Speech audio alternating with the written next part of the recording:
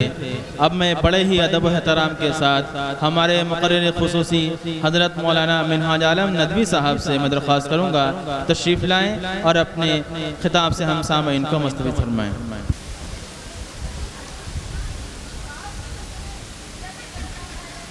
میں طلبہ عزیز سے گزارش کر رہا ہوں کہ وہ خاموشی سے بیٹھے۔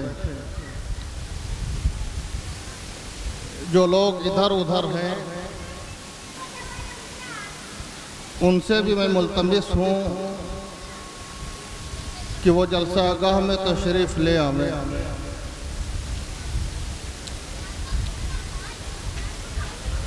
الحمد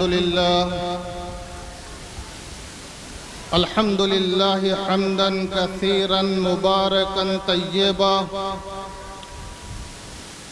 ونشهد ان لا الہ الا اللہ وحدہ لا شریک لہ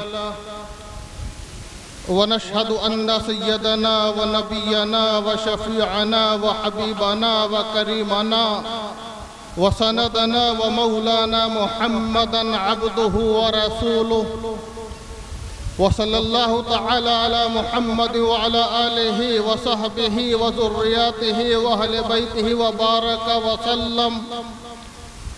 وبارک وسلم تسلیما کثیرا کثیرا اما بعد فاعوذ باللہ من الشیطان الرجیم بسم اللہ الرحمن الرحیم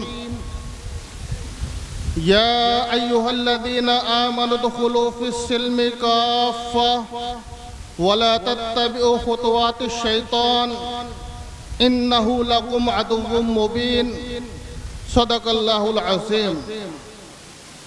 جاء في حديث الصحيح الذي رواه البخاري عن أبي هريرة رضي الله تعالى عنه قال أن رسول الله صلى الله عليه وسلم قال كل أمتي يدخلون الجنة إلا من أبى قالوا يا رسول الله ومن يأبى قال من عطاني فدخل الجنة ومن عصاني فقد أبى أو كما قال عليه الصلاة والتسليم۔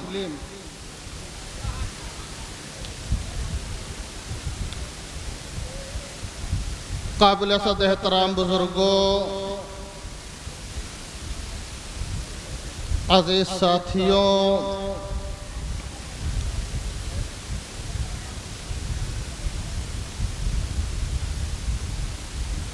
عزت دار مائیں اور عزت دار بہنیں،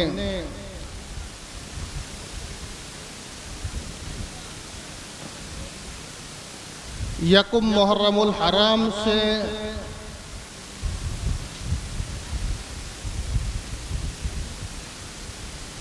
پانچ محرم الحرام تک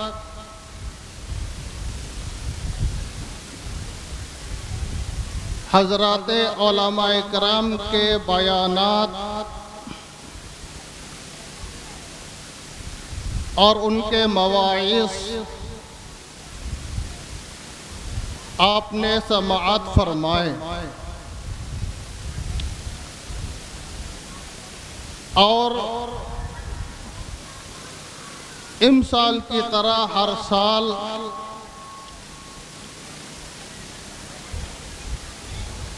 یکم محرم الحرام سے لے کر 10 محرم الحرام تک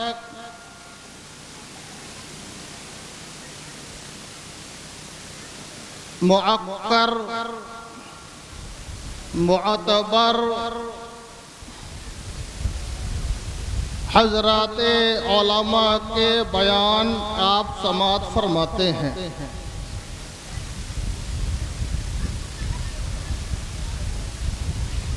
یہ مسلسل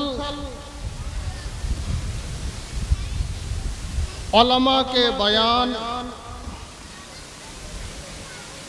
اور مسلسل آپ کا یہاں پر حاضر ہونا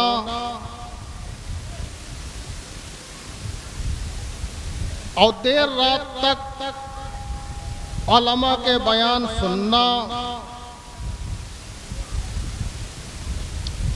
یہ ہمارا کوئی رسمی معاملہ نہیں ہے،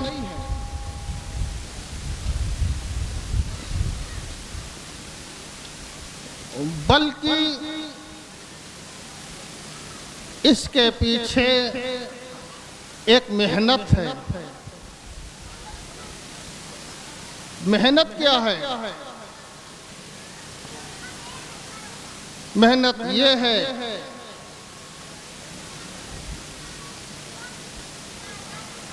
کہ ایک کلمہ گو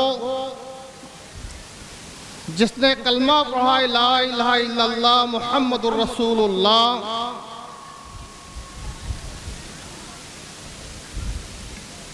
توحید کے تعلق سے، رسالت کے تعلق سے، حضرات صحابہ کے تعلق سے، اہل بیت السلام کے تعلق سے، تابعین اور تبع تابعین کے تعلق سے، اولیاء اسلام اور بزرگان دین کے تعلق سے اس کا عقیدہ کیا ہونا چاہیے اور اس کے مطابق اس کا عمل کیسا ہونا چاہیے۔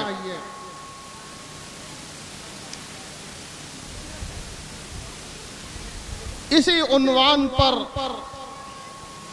آپ حضرات علماء کے بیان سنتے ہیں۔ حکم کے مطابق بیٹھ گیا ہوں۔ اصل بیان عالمی شہرت یافتہ محبوب العلماء حضرت مولانا کفیل اشرف صاحب ازہری لکھنوی کا ہوگا۔ حضرت تشریف لے آئے ہیں، جب تک وہ ڈائس پر تشریف نہیں لا رہے ہیں انشاءاللہ تب تک میں آپ سے گفتگو کروں گا۔ دعا فرمائے کہ اللہ مفید اور کارآمد بات کہلوا لے، کہ ہمیں بھی عمل کرنے کی توفیق عطا فرمائے اور آپ سب کو بھی عمل کرنے کی توفیق عطا فرمائے۔ حضرات گرامی، اسلام ایک مکمل دین ہے اور حضرت محمد رسول اللہ صلی اللہ علیہ وسلم کی زندگی ایک مکمل دستور حیات ہے۔ زندگی کا کوئی بھی شعبہ، چاہے اس کا تعلق اس دنیا سے ہو یا اس کا تعلق آخرت سے ہو، ایسا نہیں ہے کہ اسلام ہماری رہنمائی نہ کر رہا ہو۔ ایک بچہ پیدا ہوتا ہے، اس وقت بچے کے ساتھ کیا معاملہ کرنا چاہیے، اسلام ہماری رہنمائی کر رہا ہے۔ پھر وہ بڑا ہو رہا ہے، بولنے کے قابل ہو رہا ہے، اس کی کیسے تربیت ہو، اسلام ہماری رہنمائی کر رہا ہے۔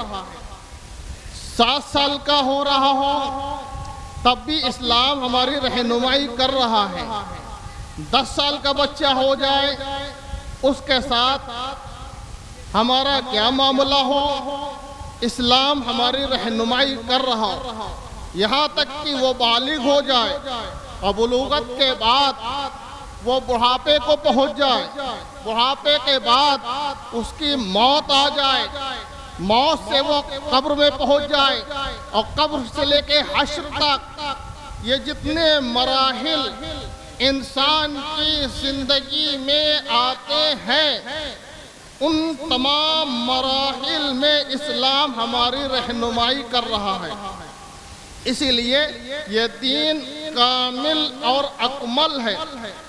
ایسا نہیں ہے کہ ہم مسجد، حدود مسجد میں رہیں تو دیندار، رمضان کا مہینہ آوے اس میں داخل ہو جائیں تو دیندار، حج پر چلے جائیں، مناسک حج ادا کریں تو دیندار نہیں، بلکہ پوری زندگی کی رہنمائی اسلام ہماری کر رہا ہے۔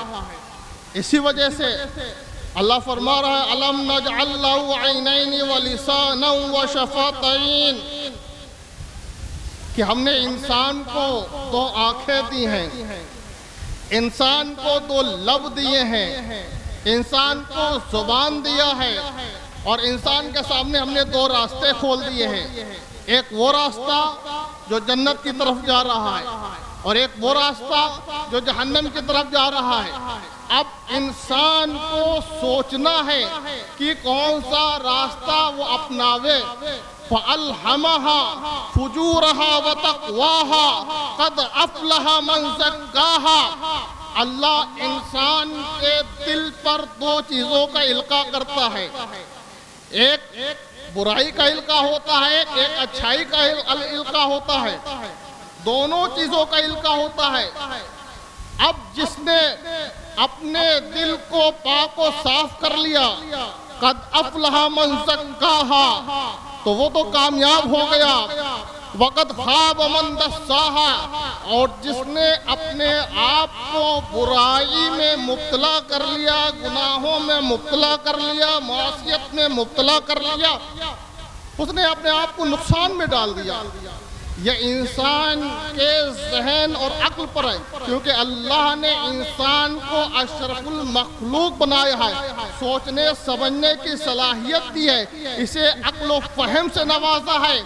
اب اس کو اختیار ہے کہ کون سا راستہ اپناوے۔ اس لیے کہ انسان جب بازار جاتا ہے سبزی خریدنے یا پھل خریدنے، تو آپ کے عقل پر ہے، آپ خراب سبزی نہیں خریدتے ہیں، خراب پھل نہیں خریدتے ہیں، بلکہ اچھے پھل خریدیں گے، اچھی ہی سبزی خریدیں گے، آپ کا دل خود گواہی دے گا۔ ایسے ہی ہمیں کون سا راستہ اپنانا ہے اور کون سا راستہ نہیں اپنانا ہے، یہ آپ کو فیصلہ کرنا ہے۔ اب اس فیصلے کی رہنمائی حضرات علماء کرتے ہیں، ان جلسوں کے ذریعے سے ہوتی ہے کہ وہ راستہ کون سا راستہ ہے۔ آپ ہر نماز میں اور ہر نماز کی ہر رکعت میں سورہ فاتحہ میں دعا مانگتے ہیں، کیا مانگتے ہیں؟ اہدنا الصراط المستقیم صراط الذین انعمت علیہم غیر المغضوب علیہم ولا الضالین۔ اے اللہ بتلا دیجئے ہم کو سیدھا راستہ، دکھا دیجئے ہم کو سیدھا راستہ، چلا دیجئے ہم کو سیدھے راستے پر۔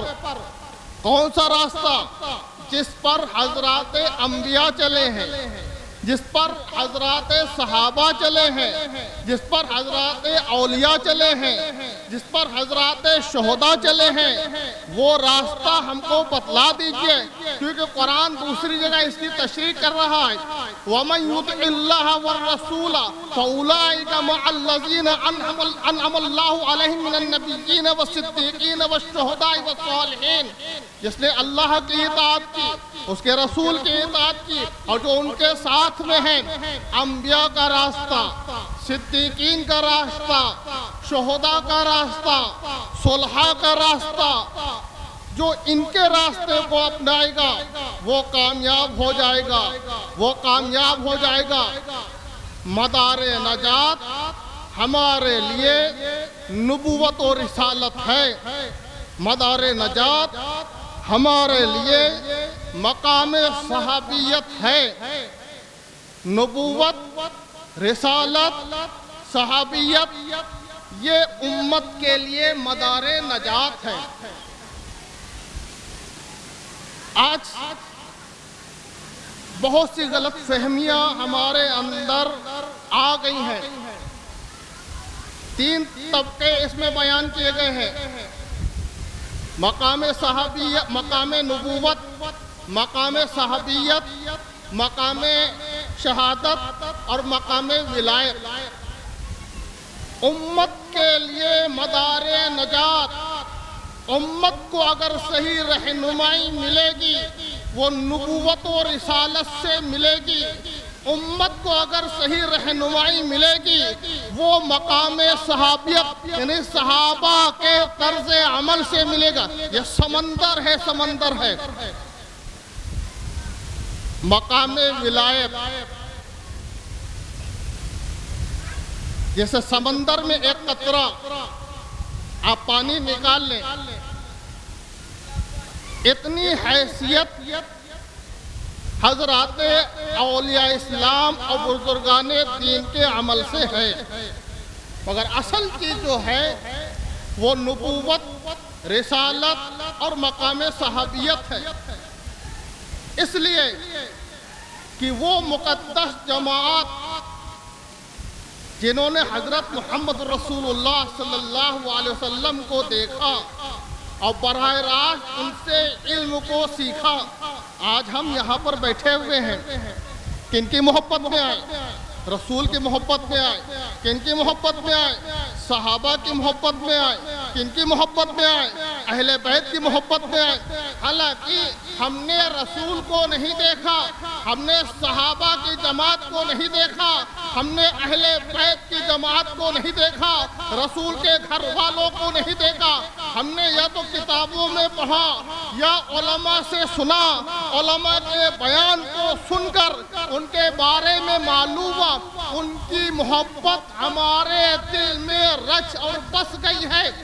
مگر وہ لوگ جنہوں نے رسول کی صبح کو دیکھا، وہ جماعت جنہوں نے رسول کی دوپہر کو دیکھا، وہ جماعت جنہوں نے رسول کی شام کو دیکھا، وہ جماعت جنہوں نے رسول کی رات کو دیکھا، ہر پل کو دیکھا، اور وہ ایسی جماعت کہ حضرت محمد رسول اللہ صلی اللہ علیہ وسلم کی صحبت اختیار کرنے کے بعد تمام مظالم کے پہاڑ ڈھا دیے جائیں، اس کے بعد ان کے عقیدے میں لوچ نہ آوے، وہ ٹس مس نہ ہو، تختہ دار پر چڑھا دیا جائے، آگ کے انگاروں پر لٹا دیا جائے، ان کی چربی پگھل جائے، تپتی ہوئی ریت پر انہیں گھسیٹا جائے، بھاری پتھر رکھا جائے، اس کے باوجود بھی ان کے عقیدے میں لوچ نہ آوے، ان کے عمل میں لوچ نہ آوے۔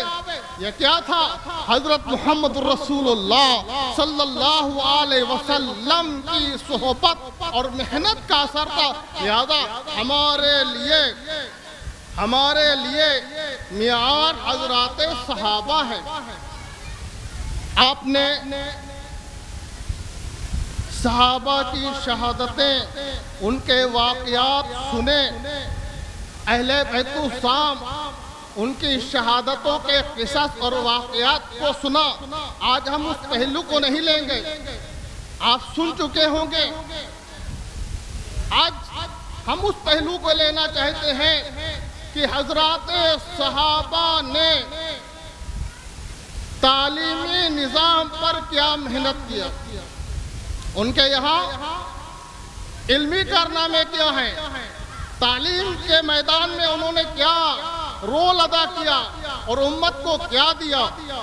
کیونکہ سب سے پہلی آیت اقرا پڑھیے، یہیں سے شروعات ہو رہی ہے۔ اب صحابہ کے سامنے یہ آیت جس میں پڑھنے کی تلقین کی جا رہی ہے، حضرات صحابہ نے علم کو سیکھا، ایک نظریہ دیا جا رہا ہے۔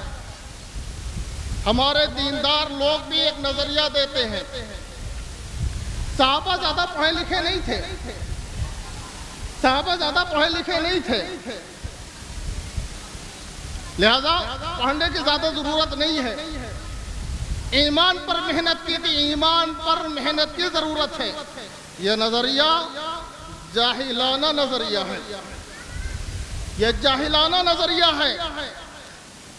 اللہ کے رسول حضرت محمد رسول اللہ صلی اللہ علیہ وسلم یا دور خلافت میں جب کسی کو امیر بنایا جاتا تھا تو دیکھا جاتا تھا کہ سب سے اچھا قرآن کون پڑھتا ہے، دیکھا جاتا تھا کہ شریعت کا علم سب سے زیادہ کس کو ہے، اس کی بنیاد پر اسے امیر بنایا جاتا تھا۔ مگر یہ نظریہ دینا کہ صحابہ زیادہ علم والے نہیں تھے، یہ جہالت ہے، ناواقفیت ہے۔ سیدنا فاروق اعظم رضی اللہ تعالیٰ عنہ کے دور خلافت میں حضرت عمر رضی اللہ تعالیٰ عنہ نے جو ایک نمایاں کام انجام دیا۔ میں آپ کو بتاؤں، مسجد حرام میں حضرت عبداللہ ابن عباس رضی اللہ تعالیٰ عنہ کو مقرر کیا تھا کہ وہ درس و تدریس دیں، اور حضرت عبداللہ ابن عباس رضی اللہ تعالیٰ عنہ مطاف میں حلقہ لگاتے تھے، کبھی تفسیر کا حلقہ لگاتے تھے، کبھی حدیث کا حلقہ لگاتے تھے، کبھی فقہ کا حلقہ لگاتے تھے، اور کبھی ایام جاہلیت کے جو شعراء ہوئے ہیں، زہیر بن سلمان، کعب بن زہر اور بھی دیگر شعراء ہیں، ان کے اشعار کو سناتے تھے اور اس سے علمی نکات بتاتے تھے۔ یہ حلقہ عبداللہ ابن عباس رضی اللہ تعالیٰ عنہ کا مسجد حرام یعنی بیت اللہ شریف میں لگتا تھا۔ حضرت عمر رضی اللہ تعالیٰ عنہ نے مسجد نبوی میں صدر مدرس حضرت زید بن ثابت رضی اللہ تعالیٰ عنہ کو مقرر کیا تھا کہ آپ یہاں درس دیں گے۔ چنانچہ مسجد نبوی میں حضرت زید بن ثابت رضی اللہ تعالیٰ عنہ درس دیتے تھے، درس قرآن دیتے تھے، درس حدیث دیتے تھے، مسائل بتاتے تھے، اور اس کے ساتھ میں دیگر صحابہ بھی معلم ہوتے تھے۔ جو نئے نئے مسلمان آتے تھے ان کو قرآن سکھایا جاتا تھا، ان کو مسائل سکھایا جاتا تھا۔ اس طریقے سے مسجد حرام میں عبداللہ ابن عباس اور مسجد نبوی میں زید بن ثابت رضی اللہ تعالیٰ عنہ ان کے درس ہوتے تھے۔ اور اس کے بعد عہد فاروقی میں جب لشکر نکلے ہیں اور فتوحات ہو رہی ہیں اور عراق فتح ہو رہا ہے، ایران فتح ہو رہا ہے، مصر فتح ہو رہا ہے، یمن فتح ہو رہا ہے، دمشق فتح ہو رہا ہے، تو آپ نے وہاں پر بھی ایک تعلیمی نظام قائم کیا۔ سب سے پہلے حضرت عمر رضی اللہ تعالیٰ عنہ نے ایک حکم جاری کیا کہ جہاد کے ساتھ ساتھ حضرت سعد بن ابی وقاص رضی اللہ تعالیٰ عنہ کو لکھا، حضرت ابو عبیدہ ابن الجراح کو لکھا جو ملک شام میں تھے، حضرت عمرو ابن العاص جو فاتح مصر ہیں ان کو لکھا کہ جہاد کے ساتھ ساتھ کوشش یہ کرو کہ سارے کے سارے مجاہدین قرآن کو حفظ کریں، قرآن کو حفظ کریں اور اس کی کارگزاری ہم تک پہنچائی جائے۔ چنانچہ حضرت سعد بن ابی وقاص رضی اللہ تعالی عنہ اس پر محنت کیا اور پہلے سال میں 300 حفاظ کی فہرست مدینے بھیجی۔ بصرہ حضرت عتبہ بن غزوان رضی اللہ تعالیٰ عنہ جو والی بصرہ وہاں کے گورنر تھے، انہوں نے بصرہ کی جامع مسجد کو تعمیر کیا۔ حضرت عمر رضی اللہ تعالیٰ عنہ کو لکھا، یا امیر المومنین جامع مسجد بن گئی ہے، اب یہاں درس و تدریس کا نظام کیسے قائم ہو؟ تو حضرت عمر رضی اللہ تعالیٰ عنہ حضرت ابو موسیٰ اشعری رضی اللہ تعالیٰ عنہ کو بھیجا بحیثیت استاد کے کہ جاؤ وہاں پر درس و تدریس کا کام کرو۔ چنانچہ انہوں نے محنت کیا، ایک سال میں حضرت مولانا عبدالسلام فاروقی رحمۃ اللہ علیہ لکھ رہے ہیں کہ ایک سال میں 10,000 استاد اکرام فاروق اعظم کو دیے ہیں ابو موسیٰ اشعری رضی اللہ تعالیٰ عنہ نے۔ پھر اسی طریقے سے کوفہ کی جب جامع مسجد حضرت سعد بن ابی وقاص رضی اللہ تعالیٰ عنہ نے تعمیر کیا تو حضرت براء ابن عازب رضی اللہ تعالیٰ عنہ کو مقرر کیا کہ آپ درس و تدریس کا کام کیجئے۔ جب وہاں دیکھا کہ حلقہ بڑا ہو رہا ہے تو حضرت فاروق اعظم رضی اللہ تعالیٰ عنہ نے حضرت عبداللہ ابن مسعود جو وقت کے حافظ، وقت کے قاری، جن کے بارے میں مدنی آقا صلی اللہ علیہ وسلم کی خود حدیث مبارکہ ہے کہ اگر قرآن سننا چاہتے ہو تو عبداللہ ابن مسعود سے سنو، وقت کے قاری تھے، وقت کے محدث تھے، وقت کے فقیہ تھے، ان کو بھیجا۔ اور حضرت عمر نے فرمایا، اے عبداللہ ابن مسعود تم رسول کو قرآن سناتے تھے، رسول تمہارا قرآن حضرت محمد رسول اللہ صلی اللہ علیہ وسلم کو بہت پسند ہے، تم جاؤ کوفہ کی جامع مسجد میں اور وہاں درس و تدریس کا نظام قائم کرو، اور یاد رکھو 2 وقت پڑھانا ہے۔ کتنے وقت پڑھانا ہے؟ 2 وقت پڑھانا ہے، فجر کی نماز سے لے کے سورج چڑھتے دیر تک پڑھانا ہے اور اس کے بعد ظہر کی نماز سے لے کے عصر تک درس و تدریس کا نظام قائم کرنا ہے، تو وقت آپ کو پڑھانا۔ اس کے بعد اگر تقاضے ہوں تو مغرب بعد بھی درجے لگا لینا اور عشاء بعد بھی درجے لگا لینا۔ اس طریقے سے عبداللہ ابن مسعود رضی اللہ تعالیٰ عنہ کوفے کی جامع مسجد میں، بصرہ کی جامع مسجد میں ابو موسیٰ اشعری رضی اللہ تعالیٰ عنہ، اور اس کے بعد جب مسجد اقصیٰ کا کچھ حصہ ابو عبیدہ ابن الجراح رضی اللہ تعالیٰ عنہ نے فتح کیا ہے، اور فتح کر کے وہ ہے جامع مسجد تعمیر کیا خود ابو عبیدہ ابن الجراح جو امین الامہ ہے، اور انہوں نے کارگزاری بھیجی حضرت فاروق اعظم رضی اللہ تعالیٰ عنہ کا، یا امیر المومنین کچھ حصہ مسجد اقصیٰ کا بیت المقدس کا فتح ہو گیا ہے، ایک جامع مسجد ہم نے تعمیر کر دی ہے، اب یہاں کس طرح سے کام ہو؟ تو حضرت فاروق اعظم رضی اللہ تعالیٰ عنہ نے معاذ بن جبل رضی اللہ تعالیٰ عنہ کو بھیجا۔ اے معاذ، رسول نے تمہارے متعلق فرمایا انی احبک، اے معاذ میں تم سے محبت کرتا ہوں۔ رسول نے فرمایا میں نے یہ سنا تھا اے معاذ تم سے رسول بہت محبت کرتے تھے، بہت محبت کرتے تھے، اور یہ فرمایا کہ اس روئے زمین میں کوئی عورت اب ایسی ہے ہی نہیں جو معاذ بن جبل جیسے بچے کے پیدائش پیدا کرتے، لہذا معاذ بن جبل رضی اللہ تعالی عنہ کو حضرت فاروق اعظم رضی اللہ تعالی عنہ نے کہاں بھیجا؟ بیت المقدس، وہ جامع مسجد جو ابو عبیدہ ابن الجراح رضی اللہ تعالیٰ عنہ نے بنائی تھی، وہاں درس و تدریس کا قائم کیا۔ اور معاذ بن جبل وہ فقیہ ہیں، وہ فقیہ صحابی ہیں کہ اللہ کے رسول حضرت محمد رسول اللہ صلی اللہ علیہ وسلم نے ان کو یمن کا قاضی بنایا، اور بھیجنے کے وقت فرمایا یا معاذ کیف تقضی یا معاذ، اے معاذ تم کیسے فیصلہ کرو گے وہاں، تم کیسے فیصلہ کرو گے؟ حضرت معاذ بن جبل رضی اللہ تعالیٰ عنہ نے فرمایا اقضی بکتاب اللہ، میں کتاب اللہ کے ذریعے سے فیصلہ کروں گا۔ فَإِن لَمْ تَجِدْ، اگر وہ مسئلہ اس میں نہ ملے تو کیسے فیصلہ کرو گے؟ اقضی بسنت رسول اللہ صلی اللہ علیہ وسلم، پھر میں آپ کی احادیث کی طرف رجوع ہوں گا، آپ کی سنت کی طرف رجوع ہوں گا، وہاں سے مسئلہ نکلے گا۔ پھر آپ نے فرمایا اے معاذ اگر وہاں بھی نہ ملے، آپ نے فرمایا اقضی برائہ، پھر میں قرآن اور احادیث کو سامنے رکھ کر اللہ تعالیٰ جو الہام کرے گا اس کے مطابق فیصلہ کروں گا۔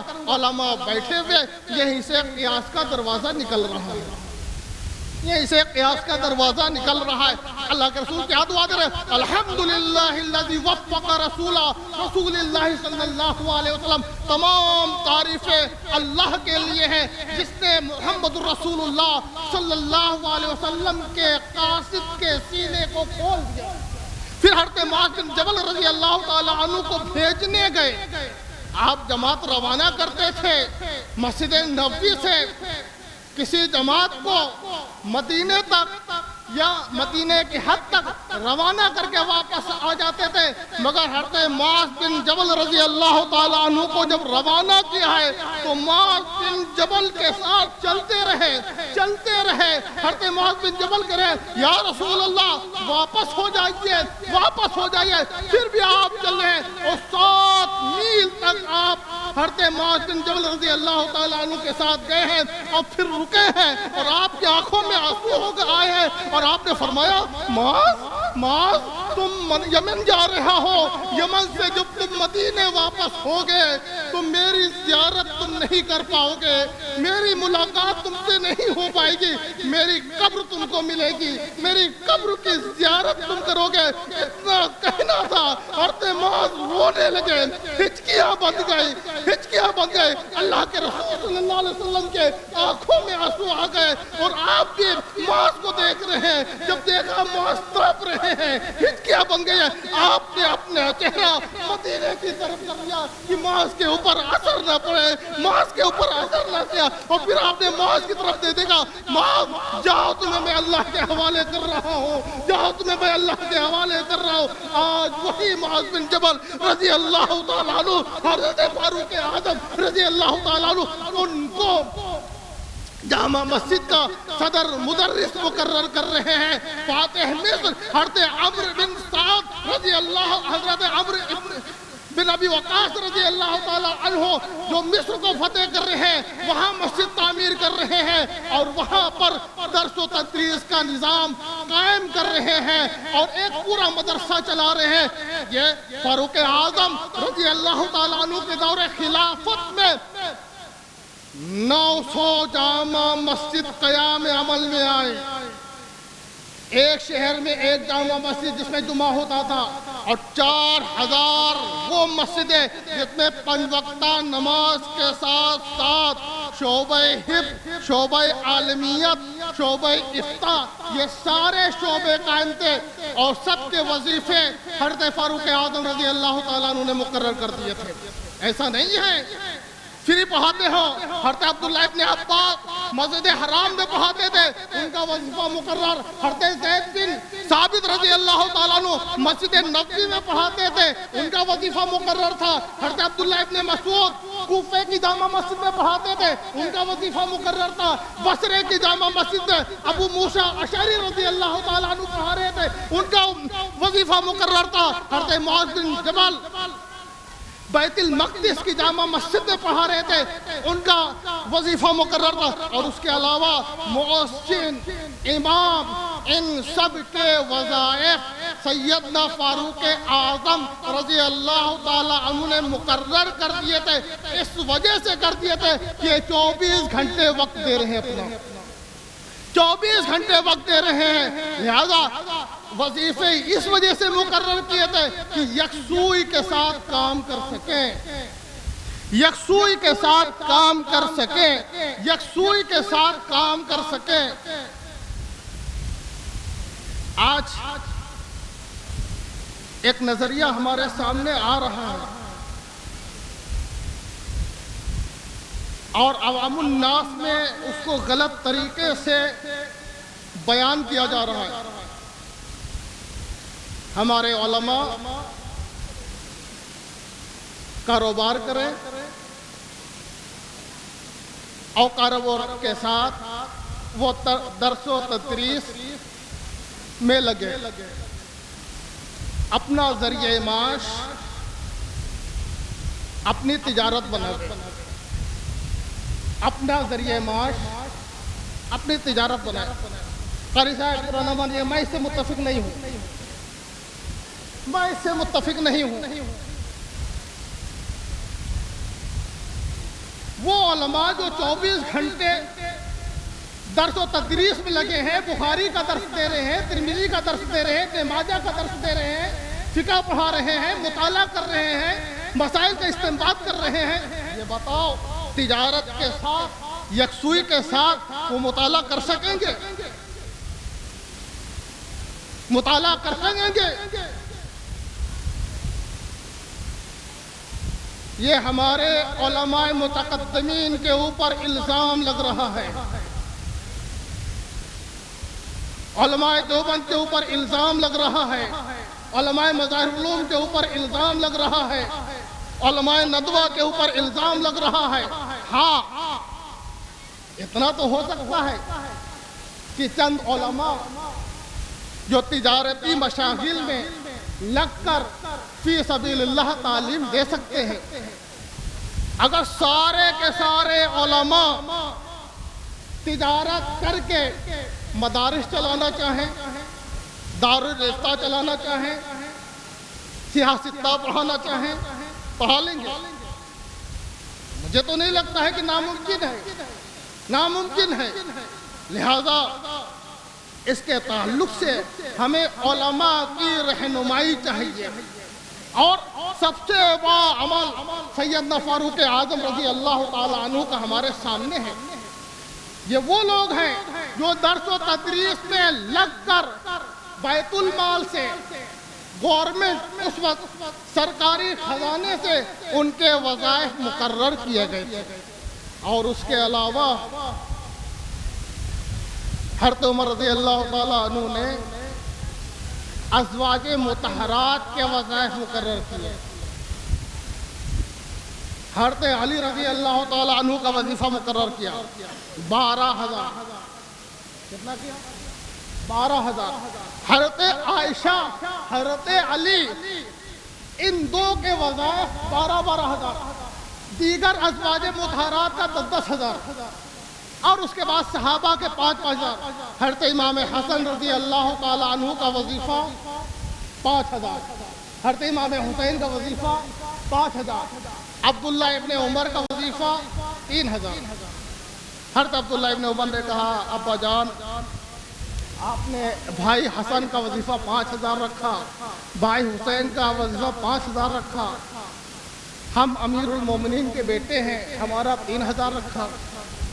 حضرت عمر کو غصہ آ گیا، حضرت عمر کو غصہ آ گیا. کہا اے عبداللہ کیا کہہ رہے ہو؟ اپنے لفظوں پر غور کرو. تم حضرات حسنین کا مقابلہ کر رہے ہو.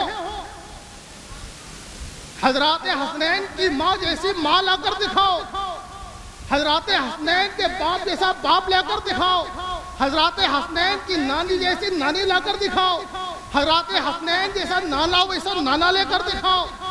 کبھی حضرات حسنین کے تعلق سے ہمیں تکلیف مت پہنچانا، تکلیف مت پہنچانا. یہ کون کہہ رہا ہے؟ سیدنا فاروق اعظم رضی اللہ تعالی عنہ. ہائے افسوس کہ آج انہی کے اوپر الزام لگ رہا ہے، آج انہی کے اوپر الزام لگ رہا ہے جو وظائف دے رہے ہوں، جن کے دل میں حضرات حسنین اور اہل بیت کی محبت ہے، آج ان کے اوپر الزام لگا. سیدنا صدیق اکبر رضی اللہ تعالیٰ عنہ کے دور خلافت میں یہ چھوٹے چھوٹے تھے اور فرماتے تھے ہماری مجلس میں ہمارے مشورے حضرت علی سے فرماتے تھے جاؤ بچوں کو لے کر آؤ، بچوں کو بیٹھاؤ، میں بچوں کو دیکھنا چاہتا ہوں. مدنی آقا حضرت محمد رسول اللہ صلی اللہ علیہ وسلم ان بچوں سے بہت محبت کرتے تھے، بہت محبت کرتے تھے. ہم چاہتے ہیں کہ ہماری مجلس میں حسن بھی بیٹھے، ہماری مجلس میں حسین بھی بیٹھے. حالانکہ نابالغ تھے، چھوٹے تھے، مگر سیدنا صدیق اکبر رضی اللہ تعالیٰ عنہ ان کو اپنی مجلس میں بٹھانا فخر سمجھتے تھے. سیدنا فاروق اعظم رضی اللہ تعالیٰ عنہ کے دور کے بعد سیدنا عثمان غنی رضی اللہ تعالیٰ عنہ کے دور خلافت کے یہ حضرات جوان ہو گئے تھے اور پھر جہاد پر بھی گئے. حضرت عثمان رضی اللہ تعالیٰ عنہ کے دور خلافت میں خالو جان ہیں اور ان کی مرضی کے مطابق ہے، ان کے حکم کے مطابق ہے، کئی جہاد میں شریک کیا اور نمایاں کام انجام دیا ہے. لہذا حضرات صحابہ اور حضرات اہل بیت ان دونوں کے درمیان میں کتنی محبت، کتنی مودت، کتنی موافقت تھی. آج ہمیں یہ تاثر دیا جا رہا ہے کہ صحابہ الگ ہیں، اہل بیت الگ ہیں، صحابہ الگ ہیں، اہل بیت الگ ہیں. نہ، صحابہ الگ نہیں ہیں، اہل بیت الگ نہیں ہیں. ہم صحابہ کو بھی مانتے ہیں، ہم اہل بیت کو مانتے ہیں، ہم حضرات حسنین کریمین کو مانتے ہیں. اللہ مغفرت فرمائے، ہم سب کے کرم فرما. حضرت مولانا عبدالعلی فاروقی رحمۃ اللہ علیہ گزشتہ سال عبدالشکور کے حالے میں انہوں نے بہت اچھی بات کی. کیا فرمایا؟ اگر واقع کربلا نہ بھی ہوتا، مولانا کے الفاظ پر غور کیجئے گا، میرے دل میں لگ گئے اور نہ جانے کہ وہ میں کتنے نوجوانوں کی اصلاح ہو گئی. لوگ سمجھتے تھے کہ حضرت امام حسن امام حسین کہ تاریخ اور ان کی سیرت واقع کربلا سے اس کا آغاز ہوتا ہے. مولانا کیا فرما رہے ہیں؟ اگر واقع کربلا نہ بھی ہوتا تب بھی حضرت حسین رضی اللہ تعالیٰ عنہ کے مقام مرتبہ میں ذرہ برابر کمی نہ ہوتی. کیوں؟ وہ نواس رسول، مولانا کے الفاظ، وہ نواس رسول ہیں اور اس سے بڑھ کر وہ صحابی رسول ہیں. کا واقع کربلا نہ بھی ہوتا تب بھی ان کے مقام و مرتبے میں ذرہ برابر کمی نہ آتی۔ ہم ان کا یہاں بھی ساتھ چاہتے ہیں اور آخرت میں بھی ساتھ چاہتے ہیں۔ لہذا جو اہل بیت ہیں وہی صحابہ ہیں۔ حضرت علی داماد رسول ہیں، صحابی رسول ہیں۔ حضرت حسن نواس رسول ہیں، صحابی رسول ہیں۔ حضرت حسین نواس رسول ہیں، صحابی رسول ہیں۔ لہذا جو اہل بیت ہیں وہ صحابی رسول بھی ہیں۔ ایسا نہیں ہے کہ وہ صحابی رسول نہیں ہے۔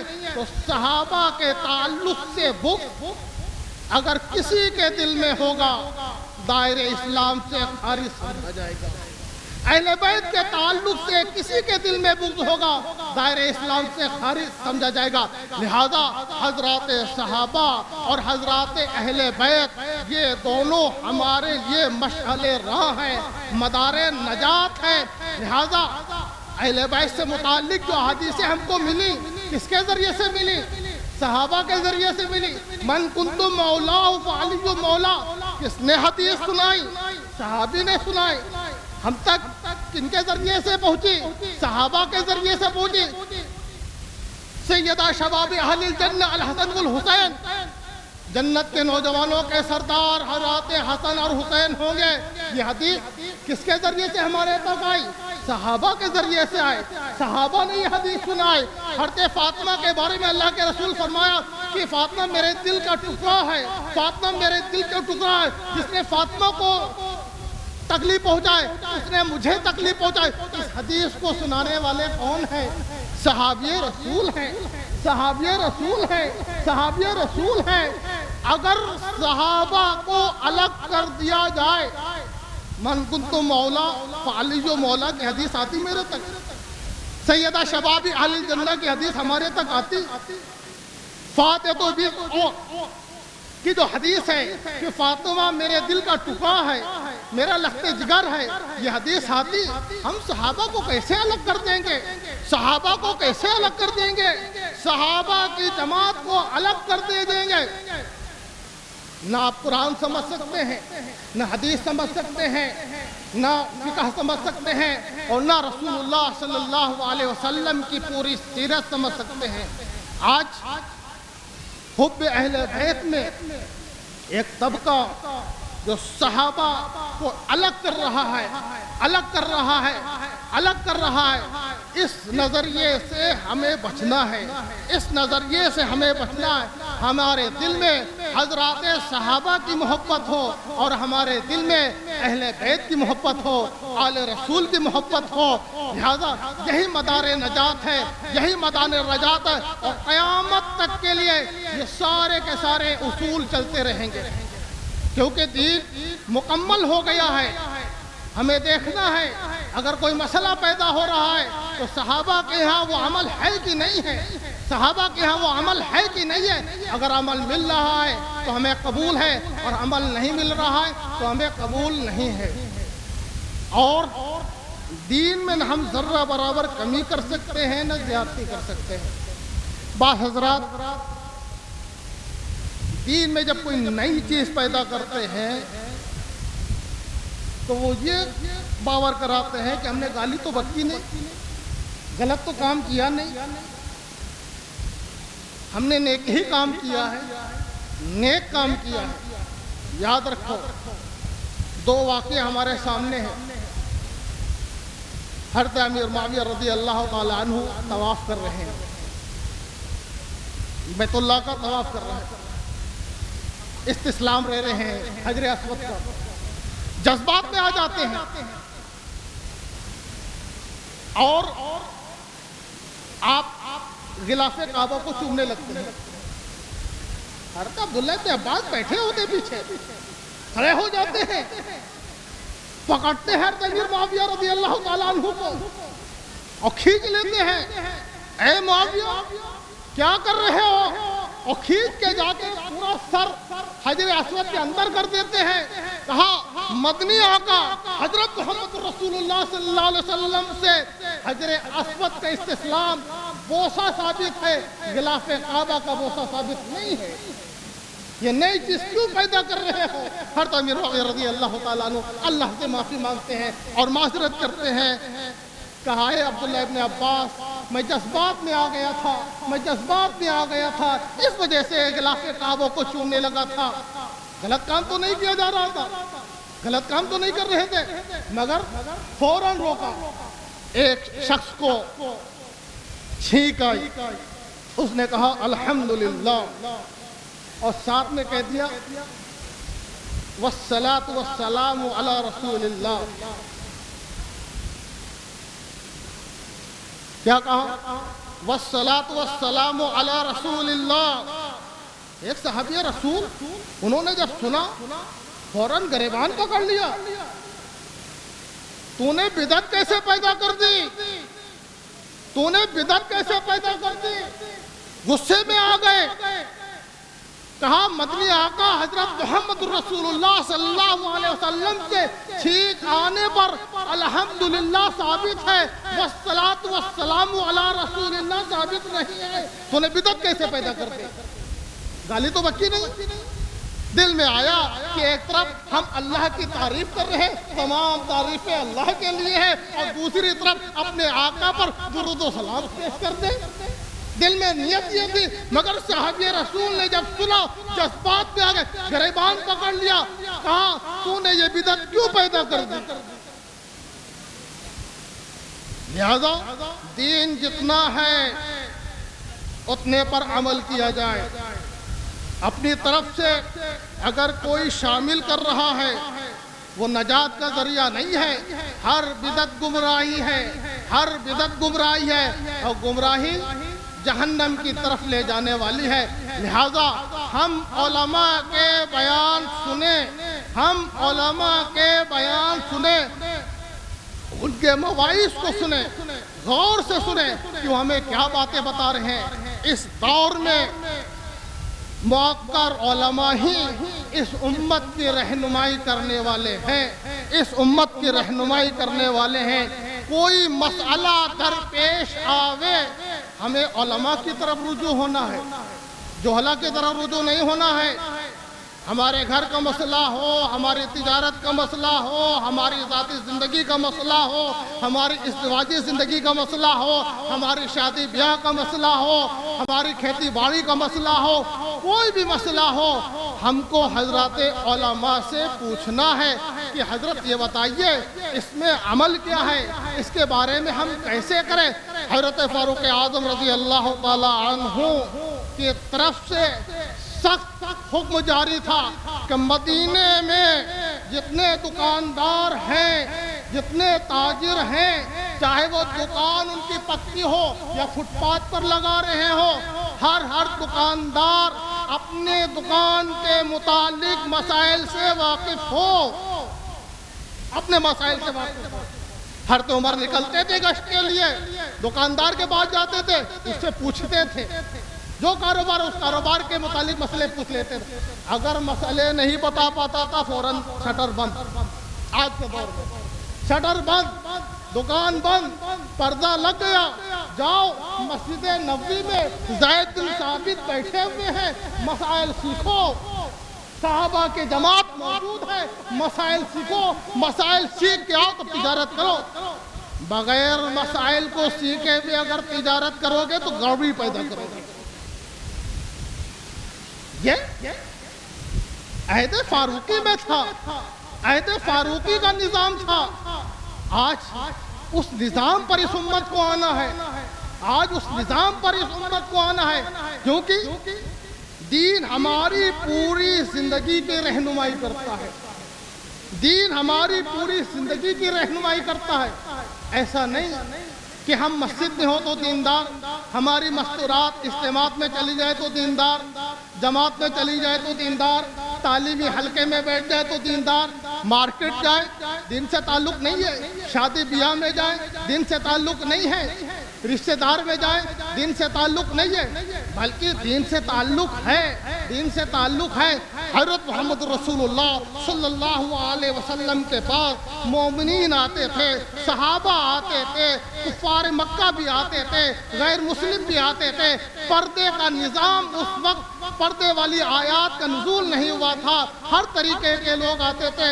حضرت عمر رضی اللہ تعالی عنہ جب ان لوگوں کو، غیر مسلموں کو دیکھتے تھے، کفار مکہ کو دیکھتے تھے، تو آپ کے دل میں ایک قلق پیدا ہوتا تھا اور آپ کے دل میں ایک داعیہ پیدا ہوتا تھا، کاش کہ مدنی آقا حضرت محمد رسول اللہ صلی اللہ علیہ وسلم ازواج مطہرات کا پردے کا حکم دے دیں، ازواج مطہرات کو پردے کا حکم دے دیں۔ یہ دل میں تھا۔ ایک موقع پر اللہ کے رسول کے سامنے اس چیز کو ظاہر کر دیا، یا رسول اللہ ایک دل میں بات پیدا ہو رہی ہے۔ کیا پیدا ہو رہی ہے؟ بتاؤ عمر۔ کہا آپ کے پاس اچھے لوگ بھی آتے ہیں، آپ کے پاس برے لوگ آتے ہیں، اچھے لوگ تو آتے ہیں ٹھیک ہے، مگر جو برے لوگ آتے ہیں اس وقت ہمیں قلق ہوتا ہے کہ ہماری ازواج مطہرات امہات المومنین یہ پردے میں ہو جائیں، اوڑھنی اوڑھ لیا کریں۔ میرے دل میں یہ پیدا ہو رہا ہے، آپ اس کا حکم جاری کر دیجئے۔ مدنی آقا حضرت محمد رسول اللہ صلی اللہ علیہ وسلم کا موت ہے، وما ينطق عن الهوى ان هو الا وحی یوحی۔ نبی اپنی طرف سے کوئی فیصلہ نہیں کرتا ہے، اپنی طرف سے کوئی اعلان نہیں کرتا ہے جب تک کہ وحی کا نزول نہ ہو جائے۔ ابھی آپ خاموش ہیں، حضرت جبرائیل علیہ السلام آیات لے کر آ رہے ہیں اور فرما رہے ہیں یا رسول اللہ، اللہ حکم دے رہا ہے کہ آپ اپنی بیویوں کو حکم دیں کہ وہ اوڑھنی اوڑھ لیں، پردے میں ہو جائے، پردے میں ہو جائے۔ پردے کی آیات نازل ہو رہی ہے۔ یہ خالی ازواج مطہرات کے لیے نہیں ہے، بلکہ اس دور کی ہماری عزت دار مائیں، ہماری عزت دار بہنیں، ان کے لیے بھی پردے کا حکم ہے کہ جب وہ باہر نکلے پردے کے اہتمام کے ساتھ نکلے، وہ بازار جائے پردے کے اہتمام کے ساتھ جائے، وہ شادی بیاہ میں جائے پردے کے اہتمام کے ساتھ جائے۔ اس لیے یہ پردہ لازم ہے۔ ایسا نہیں ہے کہ ہماری عزت دار مائیں اور بہنیں شادی بیاہ میں جائے تو آزاد ہے، ننگے سر ہے، کھلے بال ہے، جیسا چاہے وہ لباس پہنے، جس طریقے سے چاہے چلے، نہیں، اس کی اجازت نہیں دی گئی ہے، نہیں دی گئی ہے۔ آج باطل طاقت کی طرف سے، آج باطل طاقت کی طرف سے اس معاشرے پر تخریب کاری کی جا رہی ہے اور اس معاشرے کو بگاڑا جا رہا ہے جو پاکیزہ معاشرہ حضرت محمد رسول اللہ صلی اللہ علیہ وسلم نے مکے اور مدینے میں بنایا تھا، وہ پاکیزہ معاشرہ۔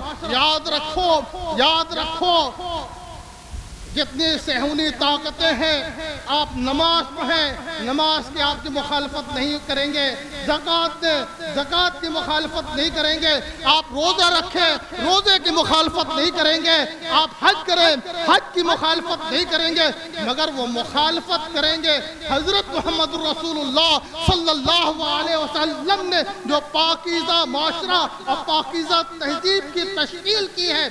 وہ چاہتے یہ ہیں کہ ہماری مسلم بچیاں، ہماری مسلم بچیاں ہمارے اسکول میں، ہمارے کانوینٹ میں آ کر تعلیم حاصل کریں، ان کے اندر سے حیا کو ختم کر دیا جائے، شرم کو ختم کر دیا جائے، ان کے سروں سے اسکارف کو ہٹا دیا جائے، ان کے سلوار کو ہٹا کر اسکرٹ پہنا دیا جائے، اور پھر ایک تہذیب اور ثقافتی پروگرام کیا جائے جس میں وہ مسلم بچیاں ڈانس کریں۔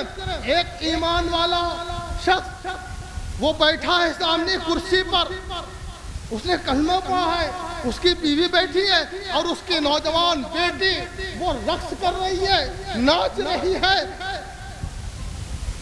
اس کے دل میں حیا نہیں ہے، غیرت نہیں جاگ رہی ہے۔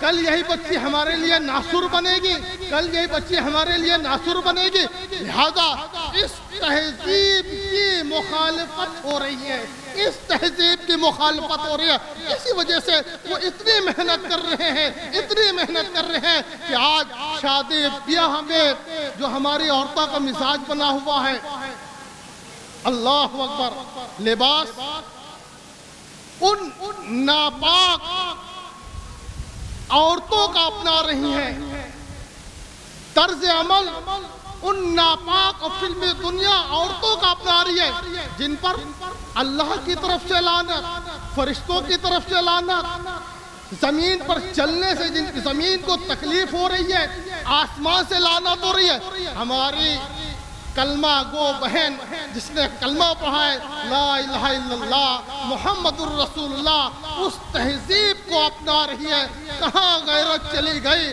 اس وقت حضرت عائشہ یاد کیوں نہیں آ رہی ہے؟ حضرت فاطمہ یاد کیوں نہیں آ رہی ہے؟ حضرت زینب یاد کیوں نہیں آ رہی ہے؟ ام کلثوم یاد کیوں نہیں آ رہی ہے؟ حضرت رقیہ یاد کیوں نہیں آ رہی ہے؟ صحابہ کی عورتیں یاد کیوں نہیں آ رہے؟ ان کا طرز عمل ہم سے چھوٹا ہوا ہے، ان سے چھوٹا ہوا۔ عزت دار ماں، عزت دار بہنوں، میں تم سے کہہ رہا ہوں، میں تم سے کہہ رہا ہوں کہ اپنے گھر میں نماز کا اہتمام کرو، اپنے گھر میں قرآن کی تلاوت کا اہتمام کرو، اپنے گھر میں تعلیم کا اہتمام کرو، اپنے گھر میں پردے کا اہتمام کرو۔ اگر کسی ضرورت سے تمہیں باہر نکلنا ہو، پردے کے اہتمام سے نکلو۔ شادی بیاہ میں جانا ہو، پردے کے اہتمام کے ساتھ جاؤ۔ اس لیے کل قیامت کے دن جن کی تم پیروی کرو گے، جن کے نقش قدم پر چلو گے، کوئی ساتھ دینے والا نہیں ہے، کوئی ساتھ دینے والا نہیں ہے۔ اس دن معاملہ یہ ہوگا کہ باپ بیٹے سے بھاگ رہا ہوگا، بیٹی ماں سے بھاگ رہی ہوگی، ماں بیٹی سے بھاگ رہی ہوگی، شوہر بیوی سے اور بیوی شوہر سے بھاگ رہی، کوئی ایک نیکی دینے کے لیے تیار نہیں ہوگا، کوئی ایک نیکی کے لیے تیار نہیں ہوگا۔ اس دن کام کون آئے گا؟ اس دن مدنی آقا حضرت محمد الرسول اللہ صلی اللہ علیہ وسلم اور آپ کی شفاعت کام آئے گی، آپ کی شفاعت کام آئے گی۔ حضرت عائشہ صدیقہ رضی اللہ تعالی عنہ نے پوچھا یا رسول اللہ، یا رسول اللہ، یا رسول اللہ، کل نفسی نفسی کا عالم ہوگا، قیامت کا منظر ہوگا، میدان حشر میں نفسی نفسی کا عالم ہوگا، ہم آپ کو کہاں تلاش کریں گے؟ حضرت عائشہ سے فرمایا اے عائشہ میزان پر آ جانا، جہاں میری امت کے اعمال نامے تولے جا رہے ہوں گے وہاں میں سفارش کر رہا ہوگا۔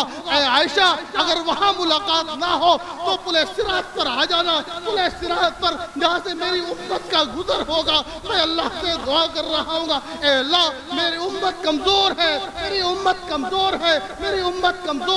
لہذا میں وہاں اللہ سے دعا کر رہا ہوں گا۔ اے عائشہ اگر وہاں نہ ہو تو حوض کوثر پر آ جانا، ہمارے ایک طرف آپ کے والد محترم حضرت ابو بکر ہوں گے، دائیں طرف ابو بکر ہوں گے، بائیں طرف عمر ہوں گے، یہ اپنے ہاتھوں سے اپنے دست مبارک سے حوض کوثر یعنی کوثر کا جام لیں گے، پھر ہمارے ہاتھ میں دیں گے اور پلا رہے ہوں گے۔ ایک حدیث میں کہ دائیں طرف سے جو طبقہ آئے گا اس کو سیدنا صدیق اکبر پلا رہے ہوں گے، بائیں طرف سے جو طبقہ آئے گا اس کو سیدنا فاروق اعظم رضی اللہ تعالیٰ عنہ پلا رہے ہوں گے، سامنے سے جو آ رہے ہوں گے مدنی آقا حضرت محمد رسول اللہ صلی اللہ علیہ وسلم پلا رہے ہوں گے۔